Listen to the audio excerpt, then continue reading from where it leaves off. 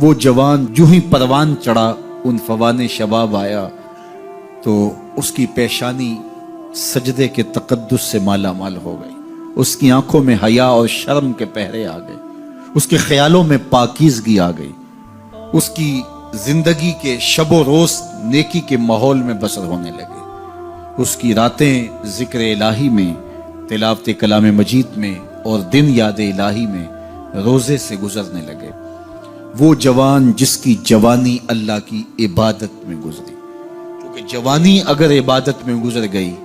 تو بڑھاپا تو پر نور ہے ہی ہے۔ سب سے مشکل مرحلہ زندگی کا جوانی کا ہے۔ شیطان زیادہ ورغلاتا ہے کسی شخص کو جب وہ جوانی کے مرحلوں سے گزر رہا ہوتا ہے۔ تو جس کی جوانی خیریت کے ساتھ گزر گئی اور اس نے اپنی جوانی کے تقدس کو محفوظ رکھ کے منزل تک پہنچا لیا، اپنی عصمت کے جوہر کی حفاظت کی، اپنی آبرو کو لٹنے نہیں دیا، اپنی آنکھوں کی شرم و حیا پر پہرے بٹھائے اور آنکھ کو برباد نہیں ہونے دیا اور اپنی زندگی کے تقدس کا پہرا دیا، تو جو جوان اپنی جوانی کو خیریت کے ساتھ گزار گیا۔ کسی نے کہا تھا نا، کتاب زیست کا ایک اور باب ختم ہوا، شباب ختم ہوا، ایک عذاب ختم ہوا۔ تو جوانی جس کی منزل تک پہنچ گئی خیریت کے ساتھ، عافیت کے سائے میں، مشکل تو بڑا ہے جوانی کو منزل تک لے جانا، خیریت کے ساتھ، داغدار نہ ہونے دینا، جوانی کے تقدس کو رسوا نہ ہونے دینا، عصمت کے جوہر پہ کالک نہ لگنے دینا، خواہشات کو غالب نہ آنے دینا۔ آسان کام تو نہیں ہے، مشکل کام ہے، لیکن اگر کوئی مشکل کاٹ گیا، جوانی کے تھوڑے سے ایام میں گزار گیا، اللہ اکبر۔ حضرت شیخ ختلی کہتے ہیں، داتا گنج بخش علی حجویری علیہ رحمہ کے مرشد ہیں، الدنیا یوم ولنا فیہا صوم۔ وہ کہتے ہیں دنیا ایک دن ہے، ہم روزہ رکھ کے گزار رہے ہیں۔ تو روزہ رکھ کے سارا دن گزر ہی جاتا ہے، دوپہر بھی آتی ہے گزر جاتی ہے، اور عصر کا وقت بھی آتا ہے گزر جاتا ہے، کھانے کا وقت بھی آتا ہے، چائے کا وقت بھی آتا ہے، سب کچھ ہوتا ہے لیکن گزر جاتا ہے، افطار تک بندہ پہنچ جاتا ہے۔ جس نے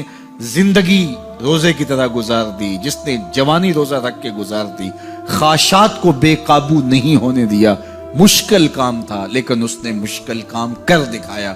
اجر کتنا بڑا ہے، سنیے اللہ کے محبوب کی زبان سے سنیے۔ حضور نے ارشاد فرمایا جو سیدنا ابو ہریرہ کے ذریعے سے ہمارے تک پہنچا، فرمایا قیامت کے دن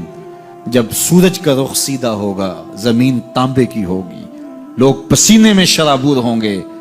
کوئی ٹخنوں تک پسینے میں، کوئی گھٹنوں تک، کوئی کمر تک، کسی کو پسینے کی لگام دی جائے گی، اور وہ پسینہ ایسے نہیں ہوگا جس طرح یہ پسینہ ہے، اتنا گرم ہوگا۔ ابن رجب حنبلی کہتے ہیں اس پسینے